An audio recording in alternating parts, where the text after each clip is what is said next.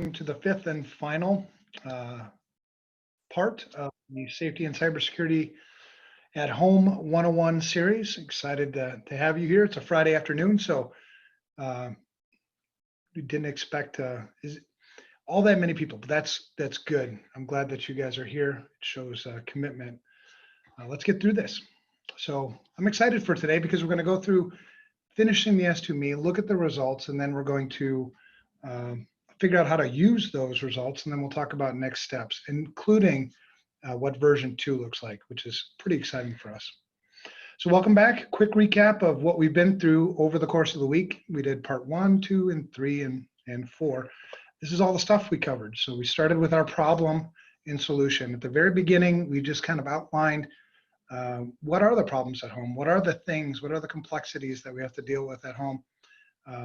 As parents, as just, even single people, we have these things that we need to deal with. What's the solution?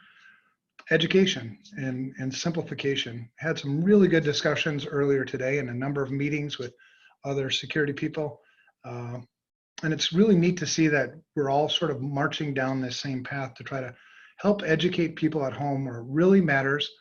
It matters more than, honestly, what information you need to protect at work. You're talking about your family's safety. So education and simplification, which is what we took into and put into the S2Me assessment in our first version.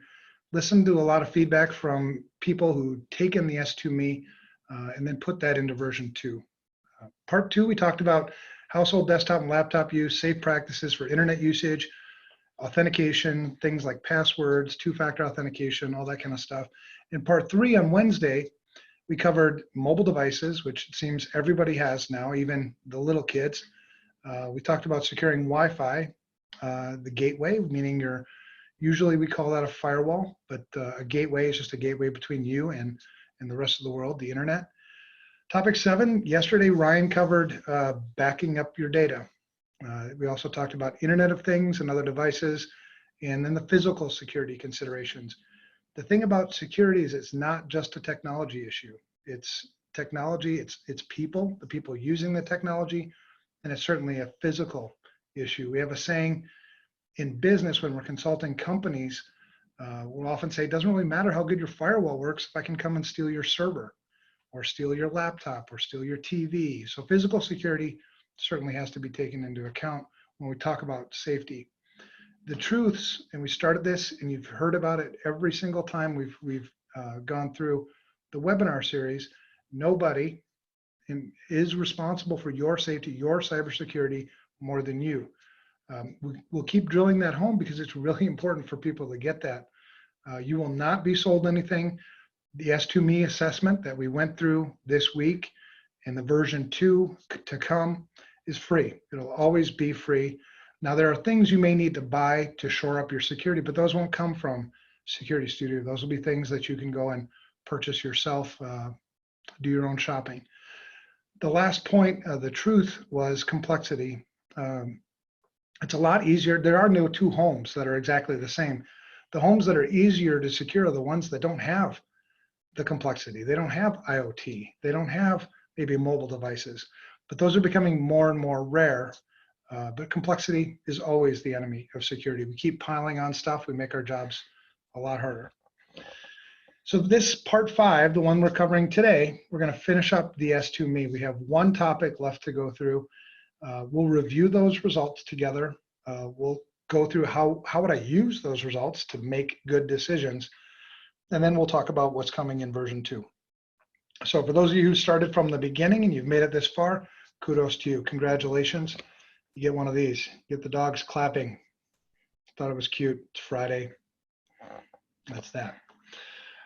Starting again, one more time. Last time we're going to go through this. Go to s2me.io, https://s2me.io. You'll see this page. If you haven't done it already, you'll click the sign in button because we're assuming that you already created your account. You would have done that in part 1 of the series. So sign in, click there, type your email address, email, password. If you enabled two-factor, you'll have more. If you forgot your password, click that link. You'll get a password reset email, and you'll be able to reset your password that way. And then click the sign in button when you're finished. This is where the two-factor authentication comes in. So you'd want to grab your telephone or your mobile phone, mobile device, wherever you're going to receive that SMS message when you initially set up your account, unless you changed it later, but we're not going into that right now. And you'll get a 6-digit code. You just type that 6-digit code in and click submit. I mentioned it a couple of days ago. If you wanted to not have to go through this process every single time, you could click the trust this device for 2 weeks, but only do that on systems that that only you're using, right? Because we don't want somebody else using that system and not having to do the second factor. Enter the code there, click submit, and there you go. You're back in again. This is just the normal dashboard. This is what we saw at the very beginning when we initially created our account and logged in for the first time. Now it's going to look like this, right? So we're 90% done. We've done 9 of the 10 topics through the S2Me. It's taken us a number of hours as we've gone through these webinars, but in reality, the whole thing goes pretty fast, 10, 15 minutes maybe. So your dashboard looks like this. 90% complete. You see the dones on every single one of those, logos or icons next to the topic. If you don't see the done with the checkbox, that means it's not completed. You need to go in and just finish a couple of answers probably. And then if you wanted to change them, you can always click on the see your answers and go back and change something maybe that you didn't do the way you intended. That's it. So part 5, today we're only going through one topic. We'll be talking about breach and incident response. The way security works, no matter what you do, no matter how many controls you put in place, no matter how many yeses you put into the S2Me, even scoring an 850, which is the best you can do, there's still a potential that a bad thing will happen. When that bad thing happens, we need to think about what things do we have in place to detect it. Usually at home, that comes down to awareness. Am I paying attention? Usually when something bad happens, something just seems a little bit off. Maybe the computer takes a little bit longer to boot up. Maybe it takes a little bit longer to open a web page. Computers only do what we tell them to do. So if something seems like it's a little bit off, it's probably off. So don't just ignore it and brush past it. That would be your best detection in most cases, unless you get really technical and start setting up other things in your house. But you will probably be the best detection. When you detect something wrong and you confirm it, that's when we want to kick into topic 10, which is about breach and incident response. Who am I going to call first? What steps am I going to take? Do I unplug the computer, turn off the computer? All those things would go into your breach and incident response plan. Yes, you should have one of those at home. All right, so you scroll down. This is what we have. You would see the same thing in your portal. Topic 10 is the one that says complete. Topic 10, all the rest have the dones next to them. Click there. This is what you get. We're going to discuss every one of these a little bit just to give some guidance and hopefully either spur your thinking so that you'll have questions for us or maybe we'll address them right now. So number 1, 10.1, this is the only topic in version 1 that doesn't have that first yes, no. I don't know if you remember in the other topics, we had a yes, no, and then it would open up a number of other questions about that topic. Here, this is the only one that doesn't have that. It just starts right with 10.1 and you get them all. So the first one is I have a preferred source of information security related news and I read the news regularly. That's important because it keeps your awareness going. There are new threats emerging every single day. There are new breaches that occur every single day. And I'll give you an example. Just this morning, a friend of mine brought up, hey, did you hear about the breach at Blackberry? I guess it's been a decade plus long breach where the Chinese had been in their environment for 10 years or more. And I actually hadn't heard it yet. So I hadn't gotten to my news feed yet. But that's just one of those things that's important. Sometimes, there's a Cisco or some other manufacturer releases a patch that's currently being compromised in the wild, it's good to know that, because if that applies to something that you have at home in your own environment, you may want to go and patch it. You might remember earlier on, we talked about patching. We talked about how often maybe you should go into your network devices and update them. A good rule of thumb is maybe monthly or at least quarterly.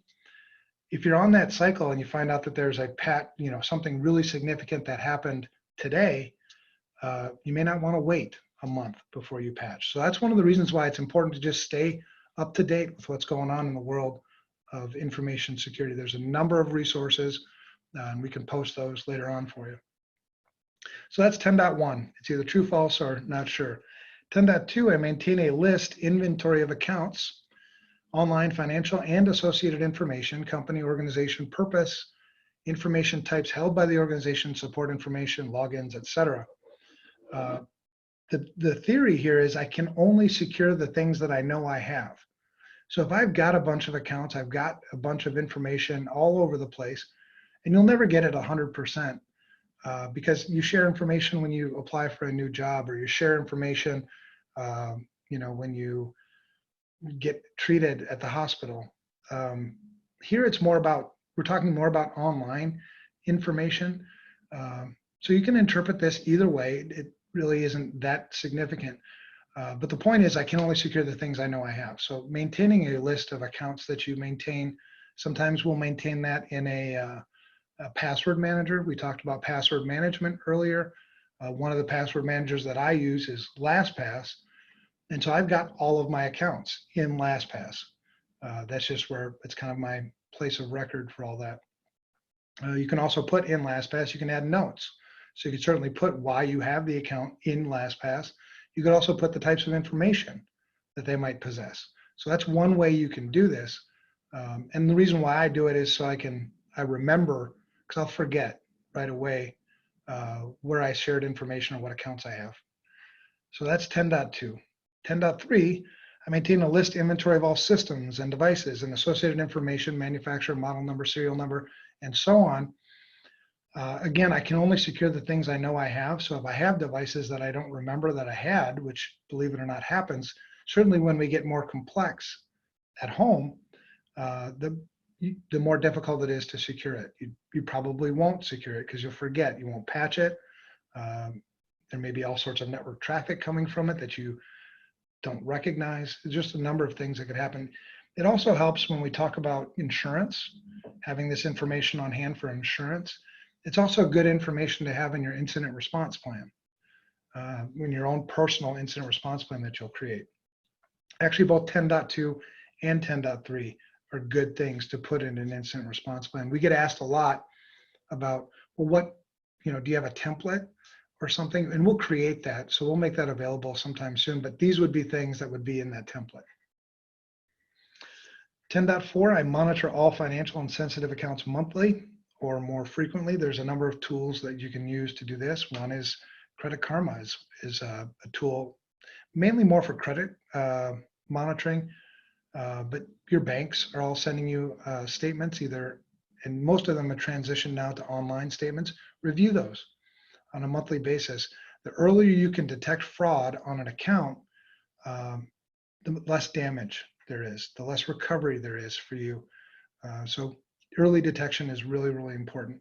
This is also something that I would probably put in the account information anyway, in my personal incident response plan. Because the wrong time to kind of go hunting for these things is in the middle of an incident, because many people panic and they make mistakes. So that's 10.4. And then the last two questions in topic 10, 10.6, I have placed a security freeze on my credit report with all 3 credit reporting agencies. This is always a good idea. It's also a good idea to put these on your children's accounts. It's a little more difficult. It's a convoluted process with all 3 of the credit reporting agencies and doing it with children. They used to charge you for this, but it's free now. Go and do it. You can unfreeze it or thaw your credit report just as quickly as you can freeze it. It's a good idea. It will stop, some forms of fraud. 10.7, I have a documented personal information security incident response plan that I can follow when I become aware of different types of breaches that affect me. Most people answer no to this. They are false. They don't have one. They don't normally think about it until you've had an incident or until you've had a breach. And that's the wrong time to think about it. But this is the same in companies too. It's just a human behavior where we tend to think that it's not going to happen to us, so then we don't prepare for it. We're actually running through some of that same stuff that we're going through right now in today's society. I like to think of this as part of an insurance, if you will. Having a personal information security incident response plan for me is equal to having home insurance and car insurance.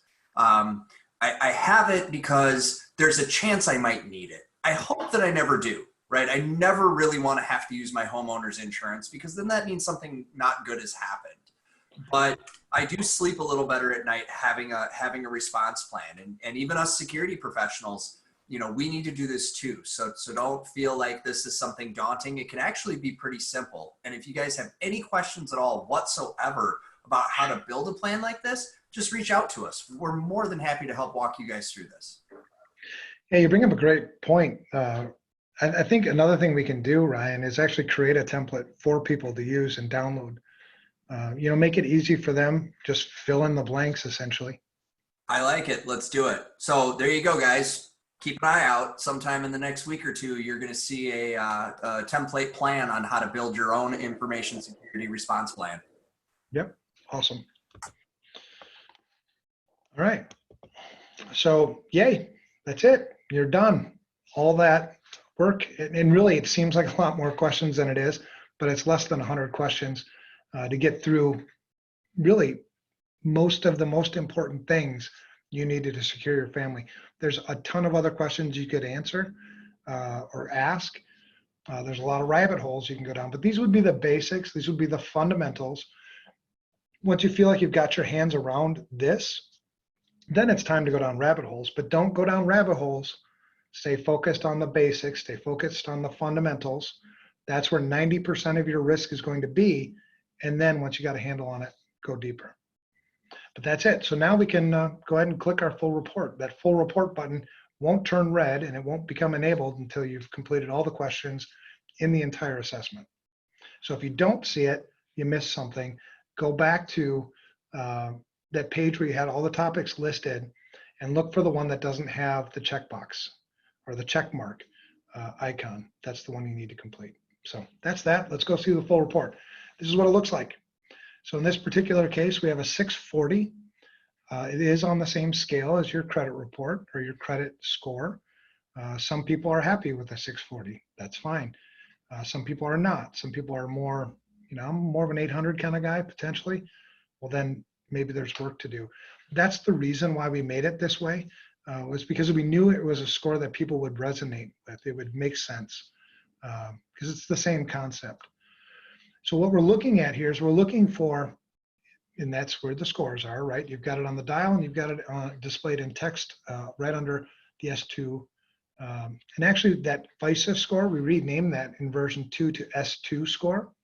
There's a whole story behind that. And if you want to follow up with me later, I can give you the story behind why we changed it from FISA score to S2 score. But anyway, those would be two places where the score is displayed. Then you also have scores for each one of your topics. So there are the 10 topics. I can see that really where I want to focus, where that dotted line is, that's a 660. And we just put it there as, hey, here's a goal, right? Shoot for a 660 or better. That may not be good enough for you, but in general, that's a pretty good place to be if you're that way across the board. So 660 for now. And here are areas that you can see right away on your own, score dashboard, your own full report, that these are 4 areas that I need to focus on. Choosing and protecting authentication, backing up my data, physical security, and breach and incident response. These would not be uncommon topics that need focus for most people. And we'll just show you how to use it. So scroll down and then you'll see what that work is that you need to at least look at. One of the fallacies around information security is some people falsely believe that you can eliminate risk, and that's not the case. It's not risk elimination, it's risk management. Risk management means that I get to make decisions. You have 4 decisions. I can accept the risk as is, meaning I look at this and I say, all right, I'm fine with it. I'm going to accept these risks. I can mitigate the risk, which means I'm not okay with this risk. I'm going to do something about it. I'm going to mitigate it. So I can accept, mitigate. The third one is I can transfer the risk, get some insurance against it. As insurance continues to mature in cybersecurity, they're starting to get more granular on things that you can insure against. So that's a potential option. The fourth thing would be just to avoid it altogether. So let's say mobile devices, for instance, just avoid all mobile devices and then you've eliminated all that risk. But those are your 4 choices: accept it, mitigate it, transfer it, or avoid it. And that's the decision-making process that we ask people to go through, that you'll need to go through when you look at, scrolling down and looking at the risks and recommendations, which is what we're going to do next. So if you scroll down on that full report page, you'll see action plan. You see the 10 topics listed. You see the scores on the left listed. And on the right, you see the number of risks and then the recommendations that are associated with each one of those risks. All you need to do is click anywhere on the bar and it'll expand what those risks and recommendations are. And this is what it looks like. So click anywhere on the topic, it expands it. Risk on the left, recommendation on the right. There's some reading here, but there's also some reference clicks. So for instance, in patching, you see the support.microsoft.com/on and on, that URL. That's to help you figure out how would I patch something. Another option, and we've partnered with a company that we'll be announcing soon, is a company that provides specific information security training for people at home. And they're going to be consuming the results of S2Me scores to provide that training. Now, only if you want it, right? It's not, and there's no data sharing between the two unless you came from them. But you can opt into that to share that data with them if you wanted to get additional training. So that just supplements a lot of this recommendation stuff if you didn't want to read it all and you want to go through videos or what have you. You can also update your answers. So you can either do this after you've remediated something. So I've changed something. I've fixed patching potentially on my laptop or desktop. Go and update your answer and your score will change. So that's one way you can do it. You can update it there too. All right, let's look at a couple of recommendations just to give an example. So here we've got risk on question 1.3, question 1. That means it's topic 1, the third question. In this case, all operating systems are released with certain flaws. So this would be the risk related to you not patching, and just an explanation of why why that means something, why that's important. And then the recommendation. Here are the places you could go to find more information about patching. So 1, confirm that the operating system you're using is still supported. Number 1, companies are constantly releasing new versions of operating systems. And when they do that, they sunset the old ones, right? At some point, they have to stop supporting it, which means they'll stop patching it. You want to upgrade your operating system before that happens. So number 1 would be to confirm that that's the case. And then confirm that all the patches are actually applied. And here are the steps that you could take to do that. Pretty basic, but very, very important. If you miss this one, it's kind of a big hole. So a few more. Let's go to physical security. Let's just look at a couple of these. So in question 9.6 for risk, not using an alarm system. So this would have been, you would have answered no to the fact that you have an alarm system at home. That's also very common, but here's the risk. Not using one increases the risk of a break-in occurring, or a break-in occurring and going undetected, and you not being able to respond promptly. It won't stop somebody from breaking in. There might be some deterrent factor. If an attacker saw one of those sticker things that people put in their yards. But beyond that, it's not going to prevent an attack. It's not going to prevent a burglar. But what it will do is alert you that a burglary happened, and hopefully do it soon enough that you can either catch them or you can scare them off before they take all your stuff. So the recommendation is to install a burglar alarm system. And here are some things that you might want to get in your alarm system. Just an explanation of those things. Storing sensitive paper records out in the open. Why is that a big deal? Well, it increases the fact that somebody might take it, somebody might steal it, somebody might see it, somebody might take a picture of it. There's all sorts of things that could happen. So this is, there's a better chance that you'll have some unauthorized disclosure of sensitive information. Somebody will see it when you didn't want them to. The recommendation is put all that stuff in a locked cabinet. A lot of people have, fireproof safes in their house, or they have, locked file cabinets. It's a good investment.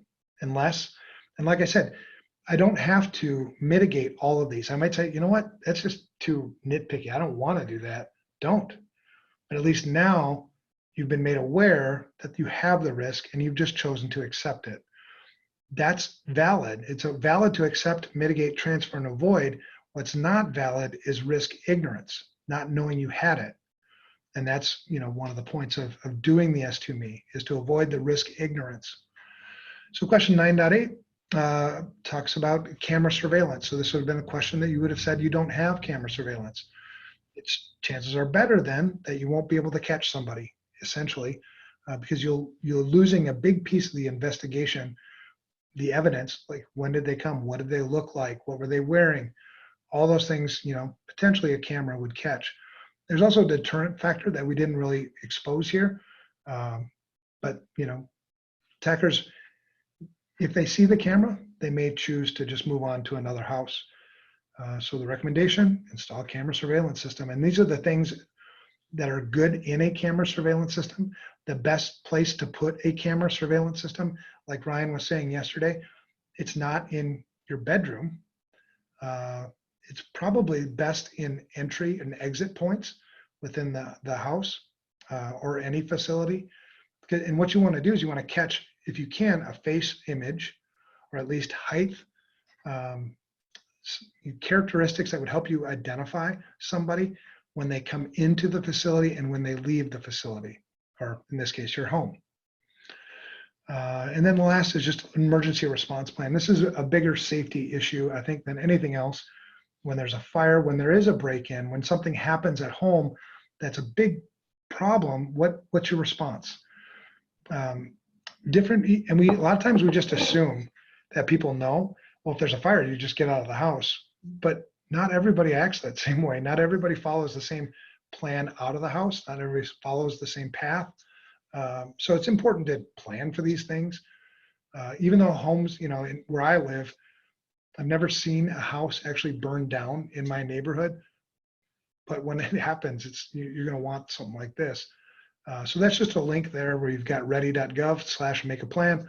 Great place to go and build your own emergency response plan. That's different than an incident response plan that we just talked about. This is really about safety more than anything else. So these are the recommendations, and this is kind of the guidance that you get in the results. And then make your own determination. Which things do you want to address? Which things do you not want to address? Is the risk seem significant enough to you to do something about it? Or do you just want to live with it? Either way, legitimate decisions. All right.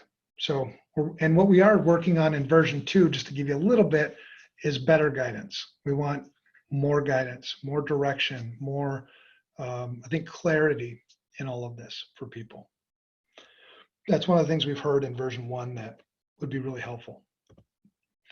All right. So take things in the action plan and make those decisions. That's really important. What you don't want to do, please don't do this. Don't just do the assessment, say, all right, cool. Make decisions.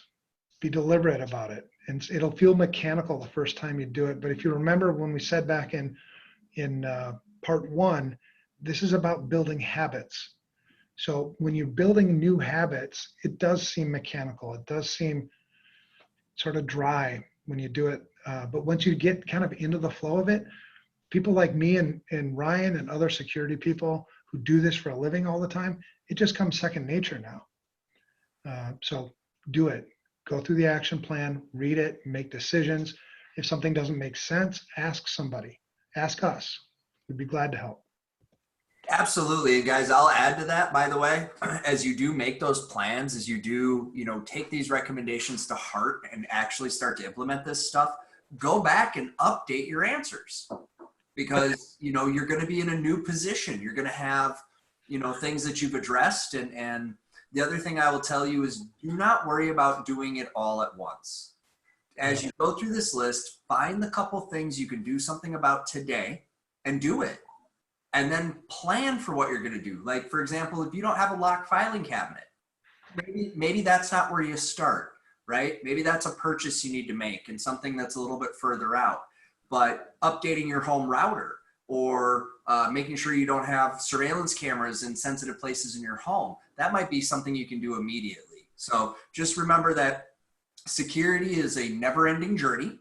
And so as you leverage this and take advantage of it, please do go back and make those updates. That's why we asked you to register, not to sell you stuff or push a bunch of marketing to you, but so that you have the ability to track your progress over time and start to improve. Yep, exactly. Good point.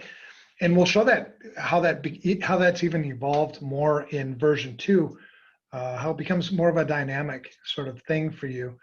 And we end up, what S2Me ends up being, which is really cool, is kind of your information security, cybersecurity, and safety monitoring tool.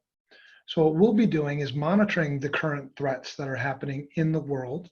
And as those threats occur, in the back end of the application, the threat metrics will be changing. So your score will change, even if you haven't done anything. And then we'll notify you. And you can always opt out of that. You may not want to be notified, but we'll notify you, hey, that router that you didn't patch, it's a bigger issue now because there's a Chinese attack on that router. So that's just another point of, you just have to stay aware. This is the world we live in now. All right, so any questions for anybody? I'll give just a few seconds before I move on. If not, and if there is, Brian's watching too, so that's good. All right, let's take a sneak peek at version 2. This is what we've been talking about, kind of the whole, I guess, series. So let's take a look at it. Now, one of the things we don't want you to do, even though we're going to show you version 2, is don't wait for version 2. Because you're like, well, I'll just wait for that one to come out and then do that one. No, do version 1 now. There's all sorts of things that could happen between now and then. Plus, what happens if version 2 never comes out for some reason? What if we have an incident? I mean, you can't avoid all bad things. So do version 1 now. Don't wait for version 2. When version 2 comes, you'll be made aware, and then you can go ahead and move right into it. All right, so here's what version 2 looks like. This is the login screen. So you can see now we've got integrations with authentication with Google and Facebook. That's a convenience thing.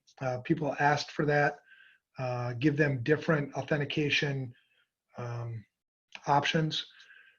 There's slight security issues, but not significant enough. I mean, if Google's having a security issue, we're all kind of having a security issue anyway. But so that's the integration one piece. Another thing that we have is we walk you through things with much better clarity. We give you a bunch of information on why we're asking you things. We don't want you just, answering things because we asked you. Why did we ask you? The more we can answer whys, the more understanding I think that you'll appreciate in going through the assessment. So we walk you through. I want to tell you one thing about the colors. These are all designs. They're actually implemented, but the colors are kind of one of the last things that you work on anyway. So don't mind the colors. We're under construction. The colors will all be consistent, and they'll all be this purple. That's kind of the brand color anyway. So you go through, welcome, continue. You can see that this is, better clarity. Why are you asking me my name? So there'll be this question mark thing on the side that will always give you, information on everything that you're doing in the tool. And then when you click that, you can see it slides out. So you've got better clarity of why we're asking questions and things like that. The text there is subject to change. It's more the framework. And then your profile looks much cleaner. We ask more demographic information stored in the tool. And the reason why we do this is because people wanted to know how they compare with everybody else. People wanted to know, well, is a 620 really that bad? What's everybody else scoring? It's kind of the herd mentality that people have, and we get it. It makes it more usable for people. So that's why we ask the demographic information to fill into your profile, and you'll see how we use that later on. Now, that code that I mentioned early on when we talked about promo code, when you initially created your account, the promo code is used if an organization, if you're tied to an organization and you want to share aggregate anonymized data with the company you work for, what the company will use it for is to provide better training for you or for their population if they're using this tool in that integration. For instance, if I'm a CISO, I'm a Chief Information Security Officer for a 1,000 employee company, and 800 of my employees took the S2Me, I can't see any of their individual results. But what I can see is that my population of 800, they all struggle with password management. So why don't we as a company just purchase, a password manager for everybody in the company and give that to them? That's why, it's kind of that it makes their training from work much more effective because it hits at your motivation, your own safety, as opposed to me constantly telling you how to protect the company. So that's why we have that company code piece there. They never see the individual results, but they do see as the metadata.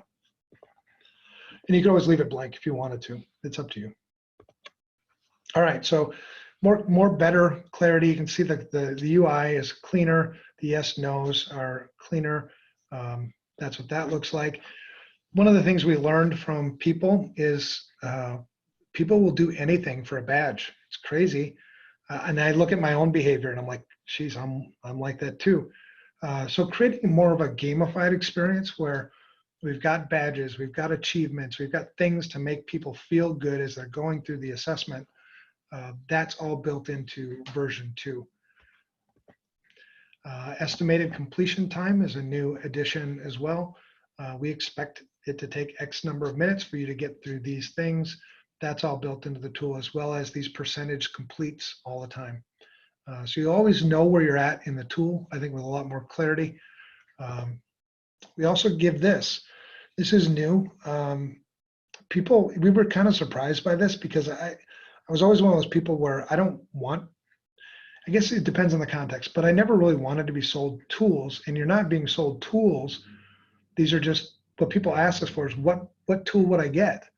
You say I need a password manager, which one?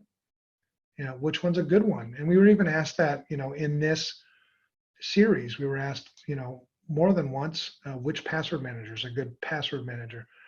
So we put those into the tool. These are password managers that you should check out that we've vetted that we think might work for you. You can choose whichever one you want. We're product agnostic. We don't care which one you choose. You may choose something that's not even in the list. It doesn't matter, but here's some suggestions. We also give, so you can choose one of those, and what will eventually go when you talk about like future versions and version 3, we'll eventually create sort of a marketplace here where people will rate their experiences with various tools. And that's what will end up being displayed, will be what the community told us is the best tool. You'll still see, multiple options, and you still don't have to choose any one of them. But why don't we, leverage what the community tells us? And that's what we'll do in the future. We also have this help from a specialist that's new, where I don't know what to do. I don't even know how to install a password manager. Whatever the reason, if you want to talk to a specialist, click the button and you can talk to a specialist. There'll be somebody in the back end. It probably won't be a SecurityStudio person, or maybe it will, and then we will refer you on to somebody if you need more in-depth, answers. But that talk to a specialist is nice because it kind of helps when you have questions. It's also great feedback for us. If we continue to get the same question over and over again, maybe it's something we should add to the tool. So it's a good feedback loop too. Estimated score impact. So if I did this one thing, now the one thing when you look at the surface of the existing version and version 1 of S2Me, it may look like there's no weights applied, when in fact there are a number of weights that are applied. So the two answers don't affect your security the same way. What we're doing in the back end is we are taking into account what the world looks like. What's not, reflected well in the current version is what are these different weights, what do they result in?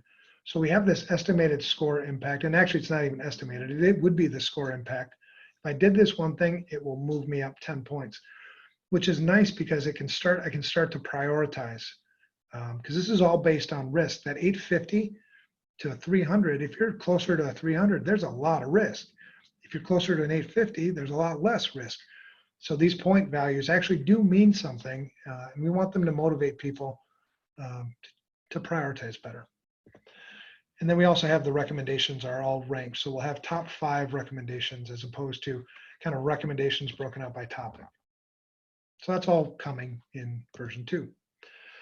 This is also coming in version 2. We've got your score over time. So security doesn't end.